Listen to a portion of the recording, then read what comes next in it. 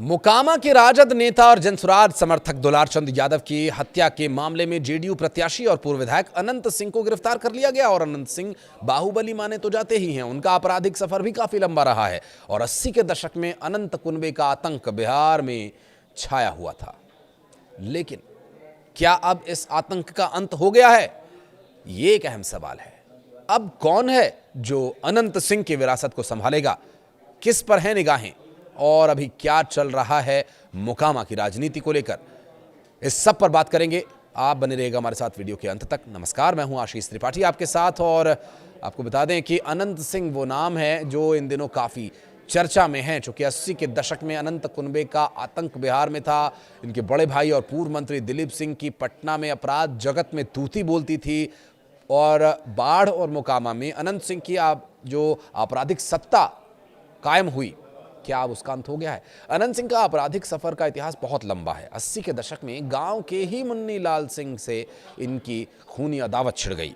इस लड़ाई में, इस द्वंद्व में अनंत सिंह के बड़े भाई विरंची सिंह की मुन्नी लाल सिंह ने हत्या कर दी थी और इसके पहले अनंत सिंह पर भी मुन्नी लाल सिंह के कई स्वजनों को मारे जाने या हत्या किए जाने का आरोप लगा था। और कहा जाता है कि मुन्नी अनंत के बीच कई वर्षों तक खूनी अदावत बाढ़ की धरती को खून से सींचती रही। बेगूसराय के पास मुन्नी लाल सिंह की हत्या के बाद अनंत सिंह के कुनबे का खौफ बढ़ा और इस कदर छा गया जिसके खिलाफ जिसने भी आवाज़ उठाई उसकी जुबान हमेशा के लिए खामोश कर दी गई। ये सब कुछ पब्लिक डोमेन में है, मीडिया रिपोर्ट्स में है, वेबसाइट्स पर है, अखबारों में है।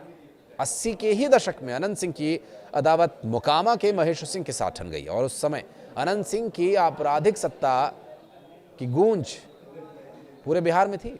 आरोप यह भी है कि अनंत सिंह ने महेश सिंह को रास्ते से हटाने के लिए मोकामा के रंगरूट नरेश सिंह से हाथ मिलाया और नगर के जेपी चौक पर साल 1985 में महेश सिंह की बम मार करके हत्या कर दी गई। साल 1985 में ही दिलीप सिंह ने मोकामा से निर्दलीय उम्मीदवार के रूप में विधानसभा का चुनाव लड़ा, लेकिन कांग्रेस के श्याम सुंदर सिंह धीरज के हाथों मात खा गए।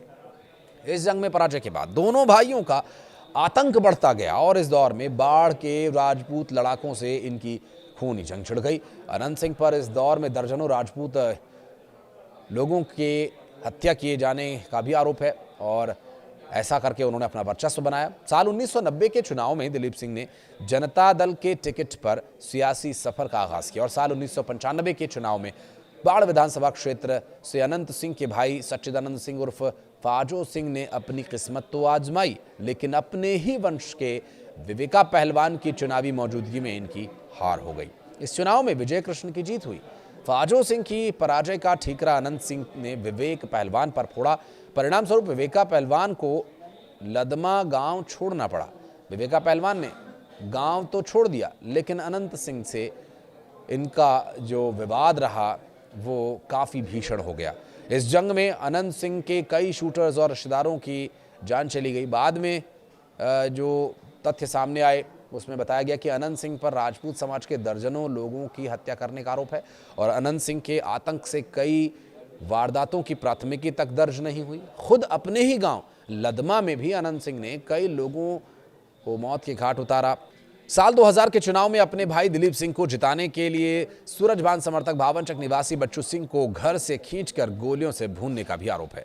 इस मामले में बच्चू सिंह का सिर भी काट दिया गया था। साल 2014 में बाढ़ में यादव समाज के पोटूस यादव को एक अन्य शख्स के साथ बेरहमी से उसकी हत्या कर दी गई और अनंत सिंह के 2 जुड़वा बेटे हैं जिनका नाम है अंकित सिंह और अभिषेक सिंह। फिलहाल दोनों पॉलिटिकल साइंस से ग्रेजुएशन की पढ़ाई कर रहे हैं और वे दिल्ली में रहते हैं।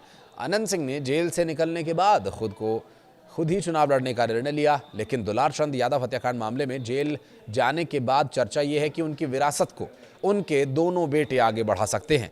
फिलहाल अनंत सिंह को लेकर क्या फैसला होता है इसका तो इंतजार हो ही रहा है, लेकिन आपको क्या लगता है कि अब अनंत सिंह की वो विरासत जो अब तक चली आ रही थी क्या उसी रूप में आगे बढ़ेगी या जो 2 नए उनकी विरासत संभालने वाले आएंगे वो अपनी तरह से सत्ता को चलाएंगे?